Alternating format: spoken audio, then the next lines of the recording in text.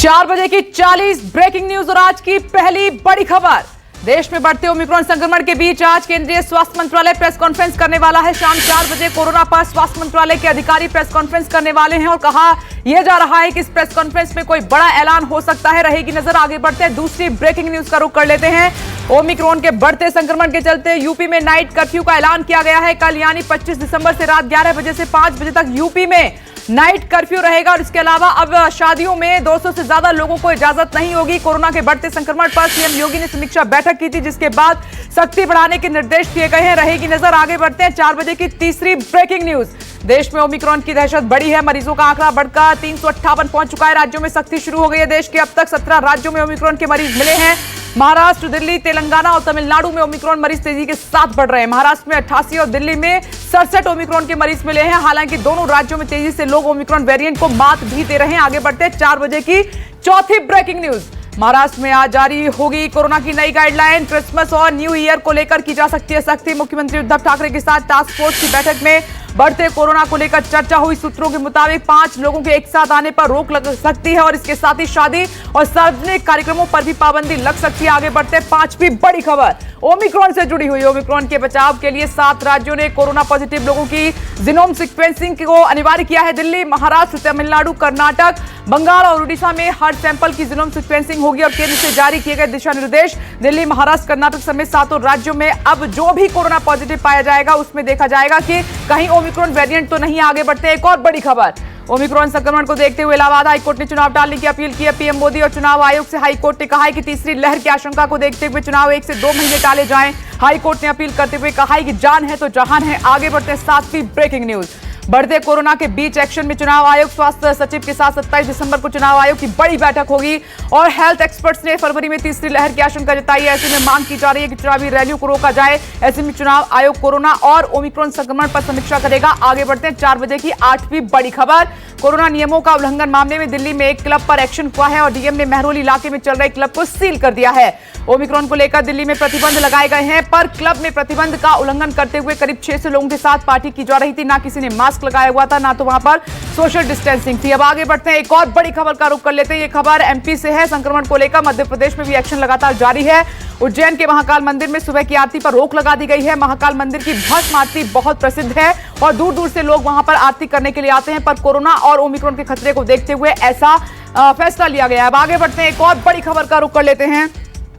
भारत में पिछले 24 घंटे में कोरोना के 6,650 नए मरीज मिले हैं। एक दिन में 374 लोगों की मौत हो गई है। एक दिन में 7,000 से ज्यादा लोगों के ठीक हुए, रिकवरी हुई है। सक्रिय मरीजों का आंकड़ा 77,516 पहुंचा है। देश में कुल वैक्सीनेशन का आंकड़ा 140 करोड़ हुआ है। ओमिक्रॉन वेरिएंट को लेकर भी वैक्सीनेशन में तेजी आई है। अब आगे बढ़ते हैं, 11वीं बड़ी खबर आपकी टीवी स्क्रीन पर। अमीर देशों के बूस्टर डोज प्रोग्राम पर डब्ल्यूएचओ भड़क गया है। मामले में डब्ल्यूएचओ के महानिदेशक ने प्रेस ब्रीफिंग के दौरान कहा है कि कोविड-19 बूस्टर कार्यक्रम से महामारी खत्म होने के बजाय लंबे समय तक बनी रहेगी। बूस्टर डोज की शुरुआत के कारण गरीब देशों और अमीर देशों के बीच वैक्सीन असमानता में इजाफा होगा और गरीब देशों को वैक्सीन नहीं मिल पाएगी। आगे बढ़ते हैं, 12वीं बड़ी खबर। राहुल गांधी की उत्तराखंड कांग्रेस नेताओं के साथ बैठक हुई। बैठक के बाद हरीश रावत ने कहा कि राहुल से मुलाकात के बाद नाराजगी दूर हो गई है। साथ ही कहा कि उत्तराखंड में होने वाले चुनाव को लीड करूंगा। सीएम के सवाल पर हरीश रावत ने कहा कि ये तो चुनाव के बाद तय होगा। साथ ही उन्होंने ये भी कहा कि मेरे कदम से बीजेपी को नुकसान होता है। आगे बढ़ते 13वीं बड़ी खबर की ओर। 2 दिवसीय दौरे पर गुरदासपुर पहुंचे दिल्ली के सीएम अरविंद केजरीवाल। इस दौरान केजरीवाल ने पंजाब सरकार को आड़े हाथों लेते हुए कहा, पहले बेअदबी और अब बम ब्लास्ट की घटना से शांति भंग करने की साजिश की गई है। केजरीवाल ने कहा कि पंजाब में अभी सरकार कमजोर है। मजबूत सरकार आने पर पंजाब में शांति हो सकती है। 14वीं ब्रेकिंग न्यूज 4 बजे की पंजाब से ही। पंजाब में कपूरथला लिंचिंग केस में गुरुद्वारे का केयरटेकर गिरफ्तार कर लिया गया है। गिरफ्तारी को लेकर सीएम चन्नी ने कहा कि कपूरथला के गुरुद्वारे में बेअदबी जैसी कोई घटना नहीं हुई। बता दें कि बीते गुरुवार को एक युवक की बेअदबी के आरोप में पीट कर हत्या कर दी गई थी।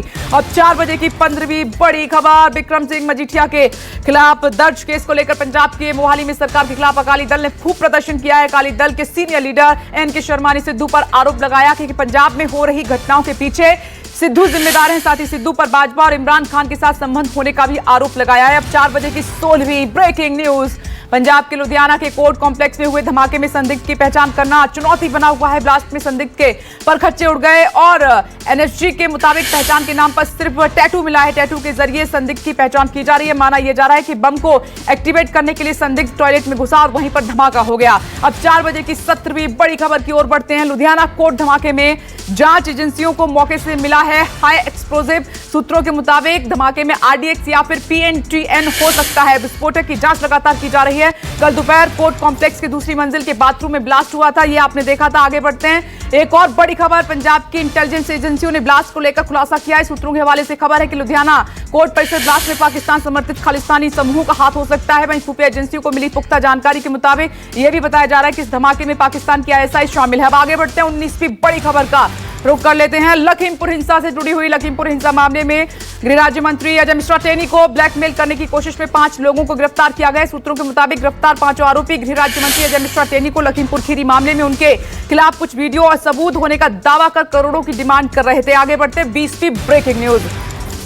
चुनाव से पहले पंजाब में किसानों के लिए सीएम चन्नी का बड़ा ऐलान। सीएम चन्नी ने किसानों का 2 लाख तक का कर्ज माफ किया है और सीएम चन्नी के ऐलान के बाद पंजाब के 1.5 लाख किसानों को सीधा फायदा होगा। सीएम चन्नी ने कहा कि 10 से 15 दिन में किसानों के खाते में रकम आ जाएगी। 21वीं ब्रेकिंग न्यूज। कोरोना की दूसरी लहर के दौरान गंगा में बहते शवों का मामला एक बार फिर से गर्मा गया है। नमामि गंगे के प्रमुख दावे पर आधारित एक खबर की हेडिंग को ट्वीट करते हुए राहुल गांधी ने गंगा में बहती लाशों को लेकर मुखर हुए हैं और राहुल गांधी ने कहा कि गंगा की लहरों में सत्य बह रहा है जिसे छुपाना संभव नहीं है। आगे बढ़ते हैं, एक और बड़ी खबर। 22वीं ब्रेकिंग न्यूज। यूपी में माफियाओं की जमीनों पर गरीबों के लिए घर बनाएगी योगी सरकार और 26 दिसंबर को सीएम योगी प्रयागराज से करेंगे योजना की शुरुआत। प्रयागराज में माफिया अतीक अहमद से खाली कराई गई जमीन का भूमि पूजन होगा और इस पर 75 फ्लैट गरीबों के लिए बनाए जाएंगे। आगे बढ़ते हैं, एक और बड़ी खबर। अटल जयंती पर यूपी में बीजेपी का बड़ा कार्यक्रम। 25 दिसंबर को बीजेपी के युवा नेता निकालेंगे बाइक रैली। सभी 403 विधानसभा क्षेत्रों में निकाली जाएगी बाइक रैली।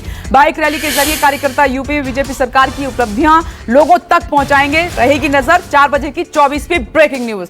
यूपी में महिला वोटरों को साधने में जुटी है कांग्रेस। लखनऊ में महिला मैराथन का आयोजन होगा। 26 दिसंबर को लखनऊ और झांसी में कार्यक्रम का आयोजन किया जाएगा। लखनऊ में मैराथन को मंदिरा बेदी और कांग्रेस नेता राजीव शुक्ला हरी झंडी दिखाएंगे। इस दौरान कांग्रेस महिलाओं में स्कूटी और स्मार्टफोन भी बांटेगी। अब आगे बढ़ते हैं 25वीं बड़ी खबर की ओर। यूपी में बीएसपी सुप्रीमो मायावती ने दागी नेताओं को टिकट नहीं देने का फैसला किया है। यह फैसला मायावती ने लखनऊ की मीटिंग में लिया है। मायावती ने कहा कि अगर किसी के खिलाफ हत्या, अपहरण और दंगा फैलाने जैसे गंभीर केस दर्ज हैं तो उसे किसी भी कीमत पर पार्टी से टिकट नहीं दिया जाएगा। आगे बढ़ते हैं, एक और बड़ी खबर की ओर। उत्तराखंड विधानसभा चुनाव की तैयारियों का जायजा लेने चुनाव आयोग की टीम 2 दिवसीय दौरे पर देहरादून पहुंची। मुख्य चुनाव आयुक्त सुशील चंद्रा ने कहा है कि इस बार चुनाव प्रचार के लिए 601 मैदान और 277 भवनों की पहचान की गई है। उम्मीदवारों को पहले आओ पहले पाओ के आधार पर आवंटित किया जाएगा और मुख्य चुनाव आयुक्त ने कहा है कि उत्तराखंड की मौजूदा सरकार का 23 मार्च को कार्यकाल समाप्त हो रहा है। आगे बढ़ते 27वीं बड़ी खबर की ओर। चंडीगढ़ नगर निगम चुनाव के लिए वोटिंग जारी है। 694 पोलिंग बूथों पर हो रहा है मतदान। इस बार कुल 6 लाख से ज्यादा मतदाता 35 वार्ड में अपना भाग्य आजमा रहे हैं और 203 उम्मीदवारों के भविष्य का फैसला आज ईवीएम में कैद होगा और वोटिंग को लेकर आज सुबह से मतदाता लाइनों में खूब दिखाई दे रहे हैं, देख सकते हैं आप। आगे बढ़ते हैं 28वीं बड़ी खबर। क्रिकेट जगत में मशहूर हरभजन सिंह ने इंटरनेशनल क्रिकेट से संन्यास ले लिया है। भारतीय टीम के ऑफ स्पिनर हरभजन सिंह ने सोशल मीडिया पर एक पोस्ट के जरिए क्रिकेट को अलविदा कह दिया है और हरभजन सिंह ने पोस्ट में लिखा कि सभी अच्छी चीजें खत्म हो जाती हैं और आज मैं उस खेल को अलविदा कह रहा हूं जिसने मुझे सब कुछ दिया है। आगे बढ़ते हैं, 4 बजे की एक और बड़ी खबर।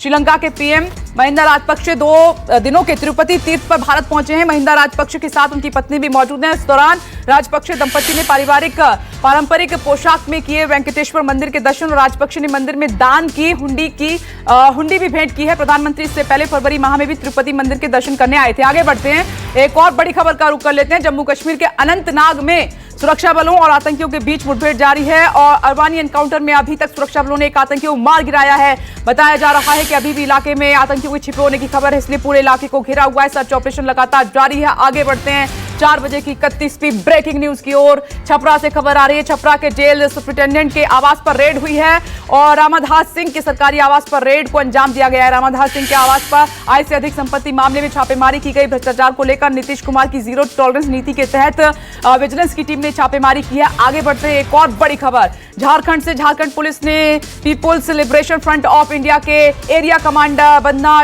टोपने को गिरफ्तार किया है। मुखबिर की सूचना पर सोगा पहाड़ी के जंगल से नक्सल कमांडर को को गिरफ्तार कर लिया गया है। पकड़े गए नक्सल कमांडर के पास से हथियार और गोला बारूद भी बरामद हुआ है और आगे की जांच की जा रही है। आगे बढ़ते हैं, एक और बड़ी खबर। गुजरात के वडोदरा में बटसर ब्रिज के पास एक कंपनी में बॉयलर फटने से ब्लास्ट हो गया। बॉयलर फटने से 4 मजदूरों की मौत हो गई, 11 से 12 मजदूर घायल बताए जा रहे हैं। पुलिस और दमकल कर्मी मौके पर पहुंचे। कड़ी मशक्कत के बाद आग पर काबू पाया जा सका। सभी घायलों का अस्पताल में इलाज जारी है। 34वीं ब्रेकिंग न्यूज की ओर बढ़ते हैं। अब राजस्थान के बाड़मेर में आरटीआई कार्यकर्ता के साथ मारपीट के मामले में पुलिस ने 4 आरोपियों को गिरफ्तार कर लिया है। आरोपियों में सरपंच का बेटा भी शामिल है। पुलिस आरोपियों से पूछताछ लगातार कर रही है। घटना में इस्तेमाल की गई एक कार भी जब्त की गई है। आरटीआई कार्यकर्ता को आरोपियों ने साजिश के तहत उसके साथ मारपीट किया। अब आगे बढ़ते 35वीं ब्रेकिंग न्यूज की ओर। राजस्थान से ही है। राजस्थान के कोटा की केमिकल फैक्ट्री में लगी भीषण आग और आग इतनी भयावह थी कि 1 किलोमीटर के दायरे में दूसरी फैक्ट्रियों और हॉस्टल को खाली कराना पड़ा। दूर से धुएं को देखते हुए लोग घबरा गए। आग फैक्ट्री के बाहर तक पहुंच गई थी। सूचना मिलने पर दमकल की गाड़ियां मौके पर पहुंची और आग पर काबू पाया जा सका। आगे बढ़ते हैं, एक और ब्रेकिंग न्यूज की ओर। 4 बजे की 36वीं बड़ी खबर। श्रीनगर के रैनवारी में भीषण सड़क हादसा हो गया। हादसे में रैनवारी पुलिस स्टेशन में तैनात पुलिस अधिकारी इफ्तिकार अहमद घायल हो गए हैं। गंभीर हालत में अस्पताल में उन्हें ले जाया गया, लेकिन नहीं बचाया जा सका, उनकी मौत हो गई। आगे बढ़ते हैं, एक और बड़ी खबर। जम्मू कश्मीर में 26 और 27 दिसंबर को भारी बारिश और बर्फबारी का अलर्ट जारी हुआ है। गुलमर्ग, तंगमार्ग, कुपवाड़ा और पीर पंजाल बर्फ की चादर में ढक गए हैं। श्रीनगर लेह हाईवे बंद हो गया है। घाटी में 40 दिन के चिल्लई कलां के दौरान पहलगाम और गुलमर्ग में माइनस में पारा पहुंच चुका है, तो वहीं दूसरी तरफ सड़कों पर बर्फ की परतें साफ तौर पर जमी हुई हैं। आगे बढ़ते हैं, 38वीं बड़ी खबर। मौसम विभाग ने मध्य भारत के अधिकतर इलाकों में पारा गिरने की आशंका जताई है। मौसम विभाग की माने तो अगले 2 दिन में न्यूनतम तापमान 2 से 4 डिग्री सेल्सियस दर्ज करने की आशंका जताई गई है। भारी बर्फबारी की वजह से उत्तराखंड में पारा 0 से नीचे लुढ़क गया है। वहीं मौसम विभाग ने चंडीगढ़ में अगले 24 घंटे में बारिश की संभावना भी जताई है। आगे बढ़ते हैं, बांग्लादेश से खबर आ रही है, बड़ी खबर। बांग्लादेश में यात्रियों को ले जा रही नाव में भीषण आग लग गई। हादसे में 36 लोगों की मौत हो गई है। वहीं 100 से ज्यादा लोग झुलस गए हैं। कड़ी मशक्कत के बाद 15 दमकल की गाड़ियों ने आग पर काबू पाया। स्थानीय पुलिस के मुताबिक नाव के इंजन में आग लगने से हादसा हुआ है। आगे बढ़ते हैं, 4 बजे की 40वीं बड़ी खबर टेक्सास से। टेक्सास के प्लांट में लगी भीषण आग। हादसे में 4 लोग गंभीर रूप से झुलस गए हैं। 40 फीट की ऊंचाई से कूदने के बाद एक व्यक्ति को अस्पताल में भर्ती कराया गया। आग की लपटें दूर दूर तक साफ तौर पर दिखाई दे रही थी। कई फायर ब्रिगेड की गाड़ियां मौके पर पहुंची और आग पर काबू पाया जा सका। तो यह है 4 बजे की 40वीं ब्रेकिंग न्यूज।